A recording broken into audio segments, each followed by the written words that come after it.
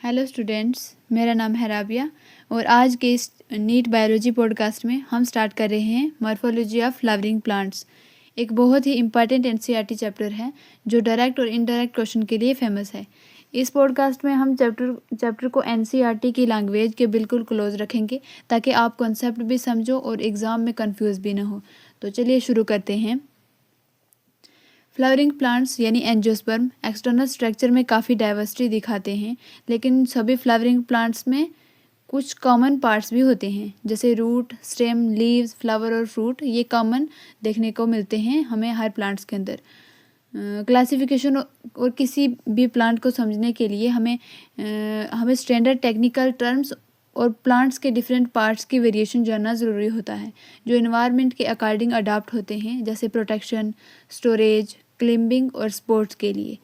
सबसे पहला हम जो पार्ट्स पढ़ रहे हैं उसका नाम है रूट। रूट जो होता है फ्लावरिंग प्लांट का अंडरग्राउंड पार्ट होता है और इसे कहते हैं root system. Dicot plant radicle seed से ग्रो करता है। डाइकाट प्लांट्स में रेडिकल जो होता है ये सीड से ग्रो करके प्राइमरी रूट बनाता है, जिसे लेटरल रूट निकलती है और सेकेंडरी और टर्शरी रूट भी निकलती है उससे।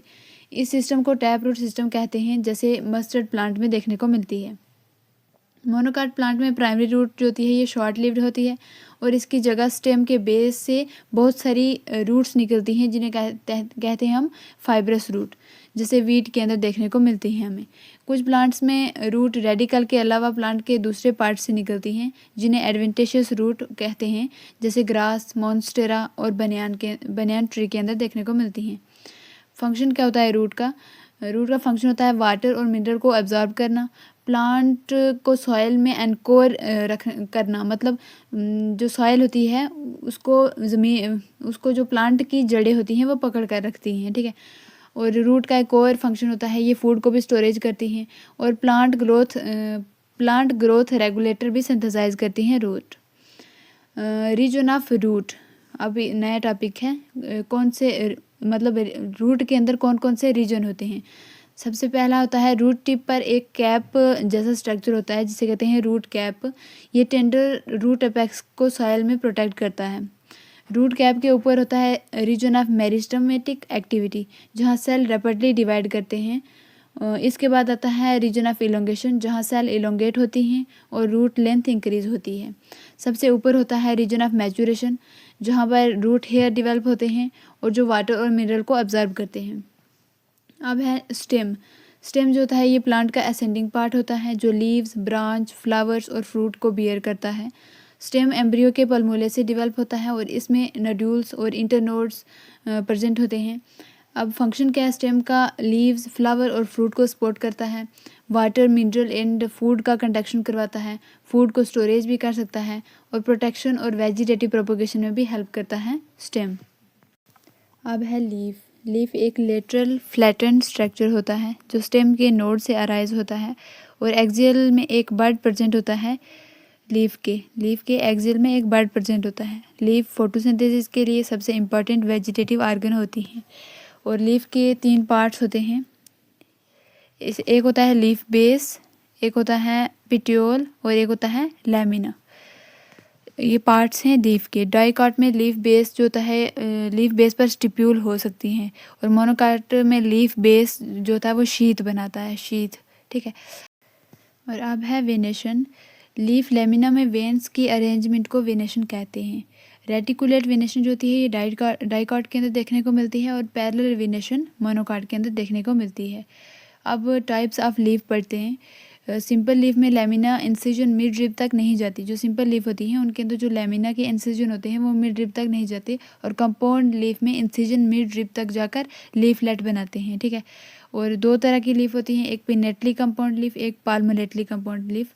पिनेटली कंपाउंड लीफ जो होती हैं ये नीम के अंदर पाई जाती हैं। पाल्मोलेटली कंपाउंड लीफ सिल्क कॉटन के अंदर पाई जाती हैं। अब है फिलोटैक्सी। स्टेम पर लीव्स की अरेंजमेंट को फिलोटैक्सी कहते हैं, ठीक है। जैसे अल्टरनेट होती है ये मस्टर्ड के अंदर पाई जाती है, अपोजिट फिलोटैक्सी गुआवा के अंदर पाई जाती है और वोरल फिलोटैक्सी एल्स्टोनिया के अंदर पाई जाती है। अब है इनफ्लोरेसेंस। फ्लोरल एक्सिस पर फ्लावर की अरेंजमेंट को इनफ्लोरेसेंस कहते हैं। इनफ्लोरेसेंस दो टाइप के होते हैं, एक होते हैं रेसिमोज, एक होते हैं साइमोज। रेसिमोज के अंदर मेन एक्सिस ग्रो करता रहता है और फ्लावर जो होता है उसे कहते हैं एक्रोपिटल। और साइमोज के अंदर मेन एक्सिस फ्लावर में एंड हो जाता है, मतलब मेन एक्सिस के एंड में फ्लावर आ जाता है, इसे कहते हैं बेसिपिटल, ठीक है। और अब है फ्लावर। फ्लावर जो होता है ये एंजियोस्पर्म का रिप्रोडक्टिव यूनिट होता है और सेक्सुअल रिप्रोडक्शन के लिए बना होता है। एक टिपिकल फ्लावर में 4 व्हर्ल होते हैं जो स्वेलन स्टॉक के एंड पर अरेंज होते हैं, जिसे थैलमस या रिसेप्टिकल कहते हैं। फ्लावर के अंदर 4 व्हर्ल्स पाए जाते हैं, एक कैलेक्स, कोरोला, एंड्रोशियम और गाइनोशियम। कैलेक्स और कोरोला जो होते हैं ये एसेसरी आर्गन होते हैं, जबकि एंड्रोशियम और गाइनोशियम जो होते हैं ये रिप्रोडक्टिव आर्गन होते हैं। जिस फ्लावर में एंड्रोशियम और गाइनोशियम दोनों प्रेजेंट हों उसे बाइसेक्सुअल फ्लावर कहते हैं, जैसे मस्टर्ड और लिली। जिस फ्लावर में सिर्फ स्टेमन या सिर्फ कार्पल हो वो यूनिसेक्सुअल फ्लावर होते हैं, जैसे पपाया। अब सिमेट्री ऑफ फ्लावर अगर हम देखते हैं, फ्लावर सिमेट्री के बेस पर एक्टिनोमॉर्फिक, ज़ैगोमॉर्फिक और एसिमेट्रिक भी हो सकते हैं। एक्टिनोमॉर्फिक जिसे रेडियल सिमेट्री भी कहते हैं, जो मस्टर्ड, दतूरा और चिल्ली में पाई जाती है। ज़ैगोमॉर्फिक बाइलेटरल सिमेट्री पी, गुलमोहर और बीन के अंदर देखने को मिलती है, और एसिमेट्रिकल कैना के अंदर देखने को मिलती है। अब देखते हैं फ्लोरल अपेंडेज अगर 3 के मल्टीपल में हो तो फ्लावर को ट्राइमेरस कहते हैं, जैसे मोनोकाट के अंदर देखने को मिलती हैं। 4 के मल्टीपल में हो तो टेट्रामरस कहते हैं। 5 के मल्टीपल में हो फ्लोरल अपेंडेजेस तो हम पेंटामरस कहते हैं। पेडिसल के बेस पर अगर रिड्यूस्ड लीफ प्रेजेंट हो तो फ्लावर को कहते हैं ब्रैक्टेट, और अगर ना प्रेजेंट हो तो उसे कहते हैं इब्रैक्टेट। अब देखते हैं पोजीशन ऑफ ओवरी। ओवरी की पोजीशन के बेस पर फ्लावर को 3 टाइप में फ्लावर 3 टाइप के होते हैं, एक होता है हाइपोगाइनस, एक होता है पेरिगाइनस, एक एपिगाइनस। हाइपोगाइनस ओवरी जो होती है सुपीरियर होती है। हाइपोगाइनस के एग्जांपल है मस्टर्ड, चाइना रोज और ब्रिंजल। और पेरिगाइनस जो होती है हाफ इन्फीरियर ओवरी होती है, जिसके एग्जांपल हैं रोज, प्लम और पीच। एपिगाइनस ओवरी जो होती है इन्फीरियर होती है, गुआवा, कुकुम्बर और सनफ्लावर में देखने को मिलती है। अब देखते हैं फ्लावर के जो दूसरे पार्ट हैं, अदर पार्ट ऑफ फ्लावर, जिसमें सबसे पहले आता है कौन सा, कैलेक्स। कैलेक्स जो होता है फ्लावर का आउटर मोस्ट वर्ल होता है और इसके मेंबर्स को सेपल कहते हैं, ठीक है। सेपल यूजली ग्रीन होते हैं और बर्ड स्टेज में फ्लावर को प्रोटेक्ट करते हैं। गेमोसेपलस अगर सेपल यूनाइटेड हैं, पॉलीसेपलस अगर सेपल फ्री हैं, ठीक है। अब है कोरोला। कोरोला पेटल से मिलकर बनती है जो ब्राइट कलर की होती है। पॉलिनेशन के लिए, इंसेक्ट को अट्रैक्ट करने के लिए होते हैं कोरोला, ठीक है। कोरोला गेमोपेटलस और पॉलीपेटलस 2 टाइप के होते हैं। गेमोपेटलस अगर पेटल यूनाइटेड हैं और पॉलीपेटलस अगर पेटल फ्री हैं। अब है एस्टिवेशन। फ्लोरल बर्ड में सेपल या पेटल की अरेंजमेंट को एस्टिवेशन कहते हैं, जैसे वाल्वेट एस्टिवेशन देखने को मिलती है कैलोट्रोपस के अंदर। ट्विस्टेड एस्टिवेशन देखने को मिलती है चाइना रोज एंड कॉटन के अंदर। इम्ब्रिगेट एस्टिवेशन देखने को मिलती है केसिया एंड गुलमोहर के अंदर। वैक्सलरी एस्टिवेशन पी और बीन के अंदर देखने को मिलती है। अब है एंड्रोशियम। एंड्रोशियम जो होता है मेल रिप्रोडक्टिव पार्ट होता है जो स्टेमन से बना होता है। हर स्टेमन में एक फिलामेंट और एक एंथर होता है, और एंथर जो होती है ये बाइलोब्ड होती है और पोलन ग्रेन प्रोड्यूस करती है, ठीक है, एंथर। अब एंथर 2 टाइप के हो सकते हैं, अगर 2 टाइप के नहीं मतलब और भी टाइप के हो सकते हैं। एक होता है एपीपेटलस जो ब्रिंजल में देखने को मिलता है, और एपीफिलस जो लिली के अंदर देखने को मिलता है। अगर स्टेमन कोहेशन के एग्जांपल है, मतलब चिपके हुए हैं स्टेमन, तो उनकी एग्जांपल है मोनो एडल्फस चाइना रोज के अंदर, डाई एडल्फस पी के अंदर, पॉली एडल्फस सिट्रस के अंदर। अब है गाइनोशियम। गाइनोशियम जो होता है फीमेल रिप्रोडक्टिव पार्ट होता है और कार्पल से बना होता है गाइनोशियम, ठीक है। हर कार्पल में स्टिग्मा, स्टाइल और ओवरी होती है। एपोकार्पस लोटस और रोज के अंदर देखने को मिलते हैं गाइनोशियम, और सिन कार्पस मस्टर्ड और टमाटो के अंदर देखने को मिलते हैं। अब है प्लेजेंटेशन। ओवरी के अंदर ओव्यूल की अरेंजमेंट को हम कहते हैं प्लेजेंटेशन। मार्जिनल प्रेजेंटेशन पी के अंदर देखने को मिलती है। Axile presentation China rose, tomato के अंदर देखने को मिलती है। पैराइटल प्रेजेंटेशन जो होती है ये मस्टर्ड के अंदर देखने को मिलती है। फ्री सेंट्रल डायंथस प्राइमोज के अंदर देखने को मिलती है, और बेसल प्रेजेंटेशन मस्टर्ड और सनफ्लावर के अंदर देखने को मिलती है।